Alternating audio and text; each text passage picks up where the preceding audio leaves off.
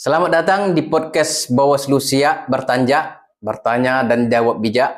Hari ini kita akan membahas peran strategis Divisi Sumber Daya Manusia, Organisasi, Pendidikan dan Pelatihan di Bawaslu Kabupaten Siak. Bersama saya Rocky Selwandi selaku host pada podcast kali ini.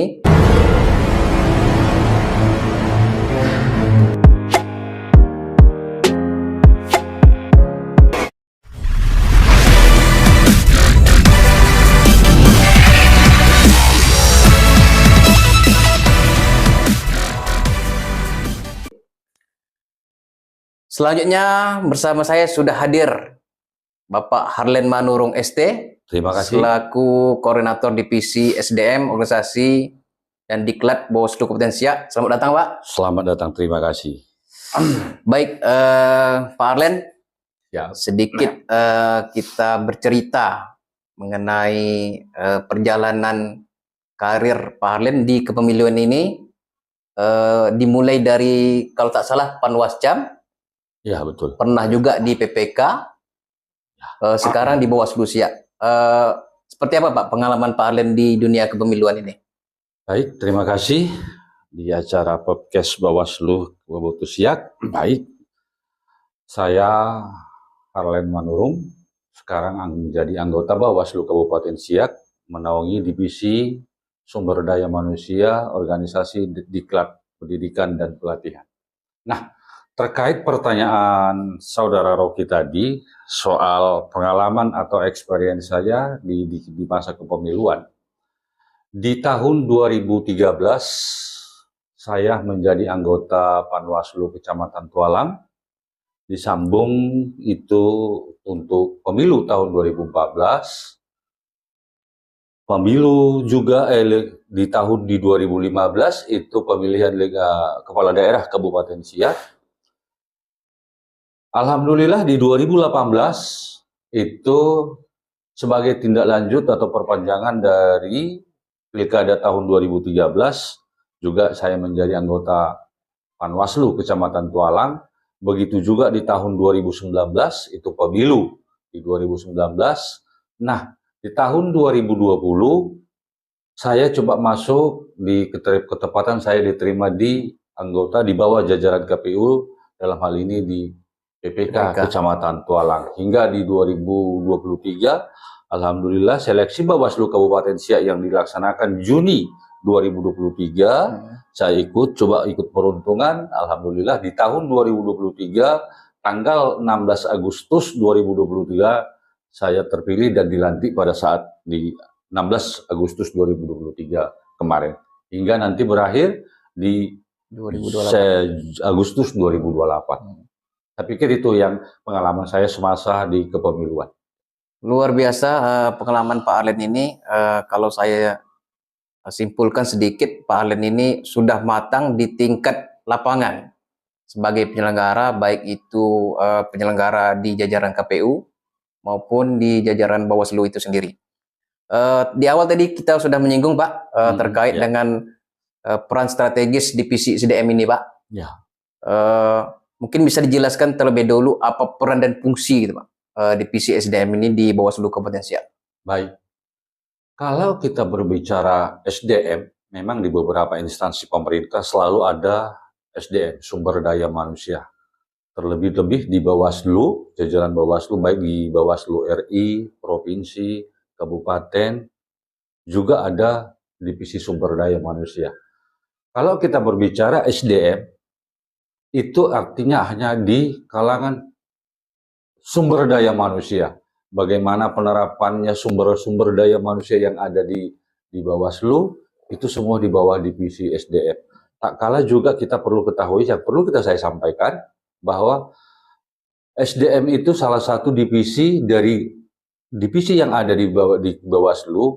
Salah satunya itu yang menjadi tupoksi adalah rekrutmen Panwascam, PKD, hingga sampai ke PTPS. Memang perlu saya sampaikan juga, kalau menjadi kewenangan penuh itu untuk rekrutmen ad hoc adalah yang merekrut Panwascam. Kalau PKD itu adalah menjadi kewenangan penuh dari Panwascam, begitu juga dengan PTPS. Tetapi Panwascam pasti dari segi regulasi baik Undang-Undang 10 2017 dan Undang-Undang 7 2017 dan 10 2016 itu mengamanatkan bahwa Panwascam juga harus berkoordinasi dengan Bawaslu Kabupaten Siak dalam hal perekrutan PKD ataupun PTPS. Ya. Baik, memang divisi SDM ini kalau bisa disimpulkan itu bagian dari strategis sekali, Pak. Ya, posisinya betul, strategis. Ya. Karena mulai dari perencanaan juga, Pak, di anggaran, ya kan? Kemudian rekrutmen, pengawas ad hoc. Ya. Kalau di Bawaslu RI itu ada diklat tentang ASN. Ya. Baik, Pak, selanjutnya itu mungkin selama menjadi pimpinan Bawaslu Kabupaten Siak ini, terutama di PIC SDM, tantangan apa, Pak, dalam mengelola SDM pengawas pemilu di tingkat Kabupaten Siak ini aja, Pak? Saya pikir kalau dalam hal perekrutan ad hoc atau di dalam berbagai hal pasti semua punya tingkat kesulitan. Nah, kesulitan inilah yang harus kita minimalisir. Sebelum kita melakukan sesuatu, kita juga harus melakukan pemetaan. Kira-kira apa yang menjadi kendala pengalaman dari pemilu ke pemilu. Dalam hal ini kalau kita berbicara kesulitan atau dalam hal perekrutan untuk Kabupaten Siak secara keseluruhan, itu ada beberapa hal. Memang walaupun itu tidak menjadi krusial, seperti misalnya ada di beberapa satu kecamatan atau di desa itu kesulitan di dalam sumber daya manusia. Baik itu mencari anggota Panwascamnya, PPS maupun TPPS. Karena ada beberapa aspek, ada beberapa prosedural yang harus kita ikuti sesuai dengan regulasi. Salah satu harus usia. Itu harus ketika Panwascam itu harus usia minimal 21 tahun. Nah, ini di beberapa kecamatan selalu berbeda-beda. Ada daerah tertentu mungkin berlebih. Ada di daerah lain juga sulit untuk kita temukan. Tetapi ini tidak menjadi kendala. Sesuai dengan regulasi dan yang boleh atau diperbolehkan yang tidak melanggar aturan, apabila misalnya dikatakan di satu kecamatan itu, katakanlah di kecamatan A, tidak ada yang pendaftar sesuai dengan regulasi atau umur, kita boleh memperbolehkan mengambil dari kecamatan lain sepanjang tanda kutip bahwa yang bersangkutan harus menyetujui atau mengetahui. Nah, begitu juga dengan pendidikan, SLTA. Yang paling krusial sebenarnya itu adalah hal dalam hal netralitas keterlibatan salah satu calon PTPS kita ataupun PKD atau Panwascam ini terhadap partai politik. Kita hanya bisa melihat salah satu kandidat kita itu terlibat tidak menjadi partai politik dari sipol. Nah, di sipol kita telah menemukan nama yang bersangkutan. Tetapi oleh yang bersangkutan juga mereka mengaku bahwa nama dia atau beliau adalah dicatut. Nah, di sini sesuai dengan regulasi yang ada dari Bawaslu RI, apapun ceritanya, kita tidak ada toleransi bagi mereka. Walaupun itu dicatut atau tidak. Sepanjang mereka ada namanya di sipol, excuse for them, nggak ada ampun bagi mereka. Tetap itu tidak kita perbolehkan. Mungkin di teman sebelah di lembaga KPU bisa sah-sah saja, sepanjang mereka mendapat surat dari partai politik bahwa mereka benar bukan anggota mereka.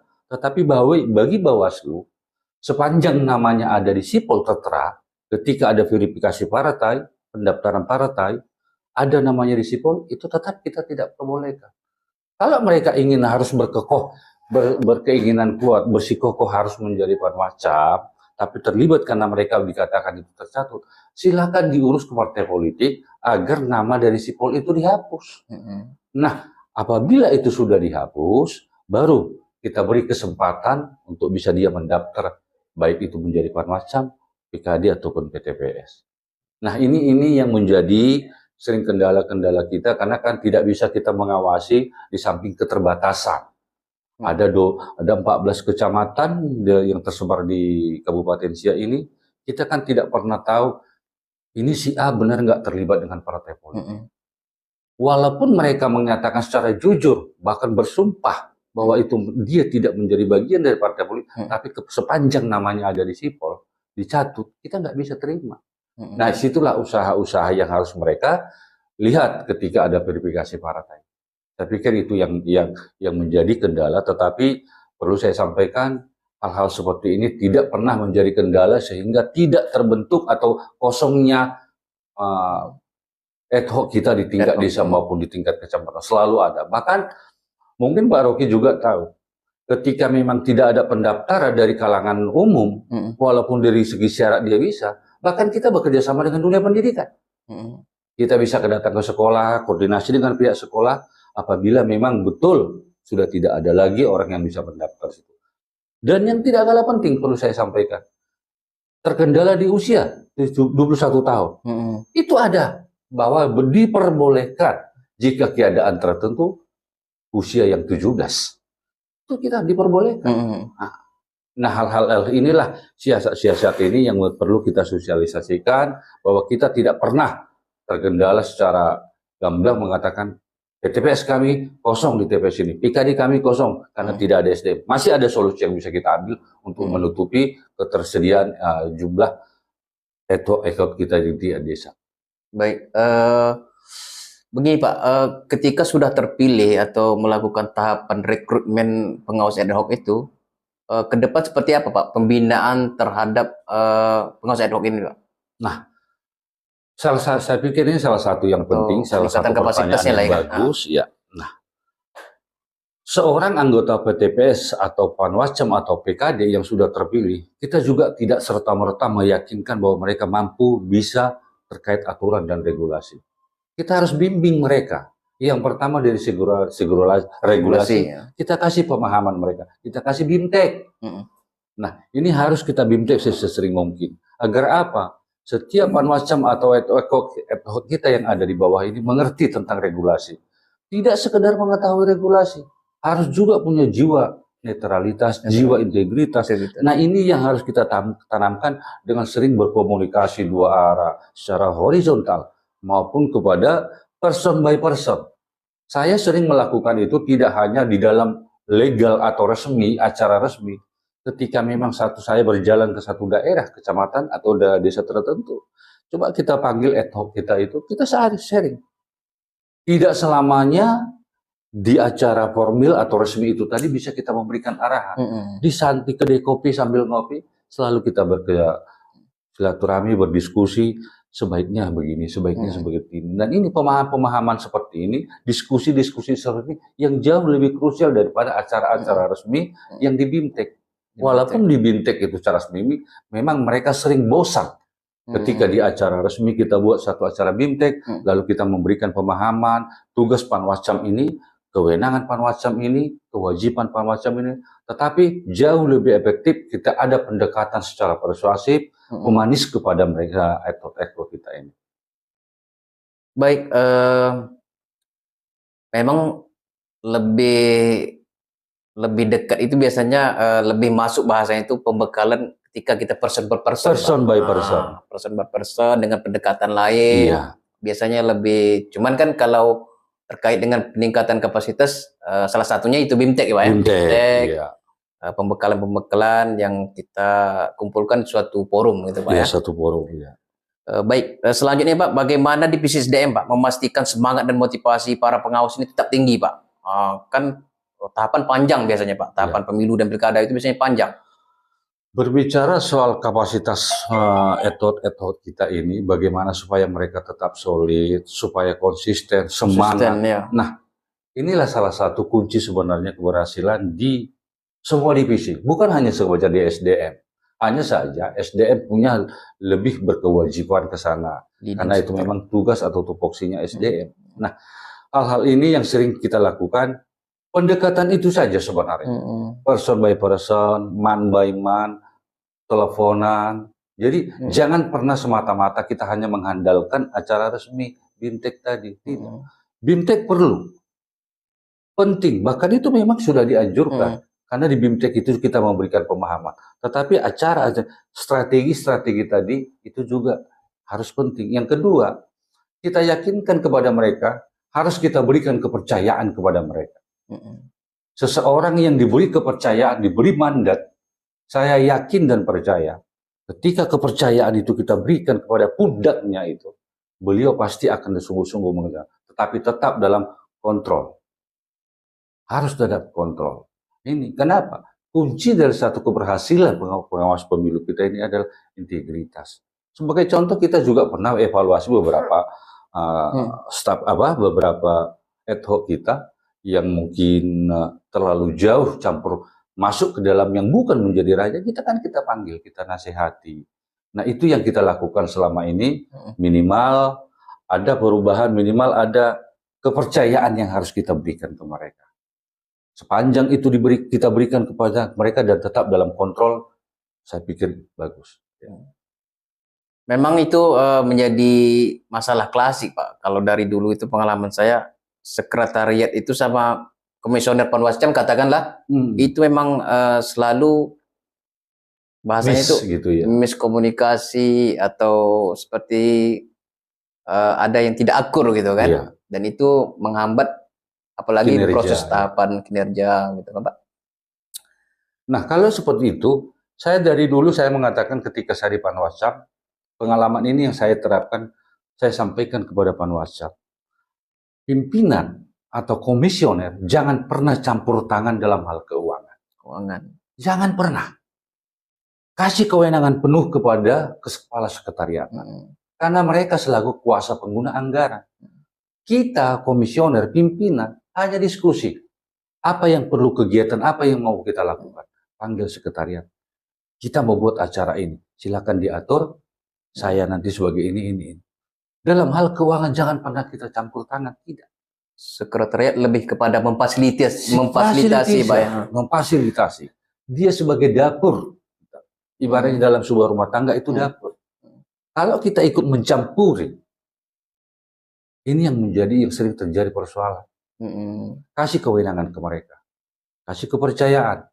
Apa kebutuhan kita sesuai dengan kebutuhan yang untuk mau kita lakukan untuk kelembagaan, silakan didiskusikan, bicarakan.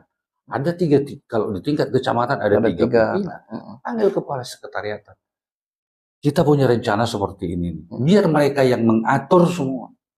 Di mana tempatnya, undangan siapa, kita hanya sebagai memberi materi. Acaranya ini nanti. Jumlah undangannya sekian. Biarkan mereka yang melakukan memfasilitasi. Kita hanya sebagai decision maker. Jangan pernah kita campur tangan. Apalagi dalam keuangan. Saya pikir itu yang paling penting. Yang kedua, disinilah peran SDM tadi untuk tetap menjalin persaudaraan. Mereka adalah keluarga besar Bawaslu atau Panwascam. Ini yang harus kita berikan penekanan. Kompak, solid. Saya pikir itu kuncinya yang paling berbaik untuk saat ini. Baik. Pasti selaku Pak Kordip SDM mempunyai harapan, Pak, ke depan. Ya. Harapan apa, Pak, kira-kira untuk divisi SDM khususnya Bawaslu Kabupaten Siak ini, Pak?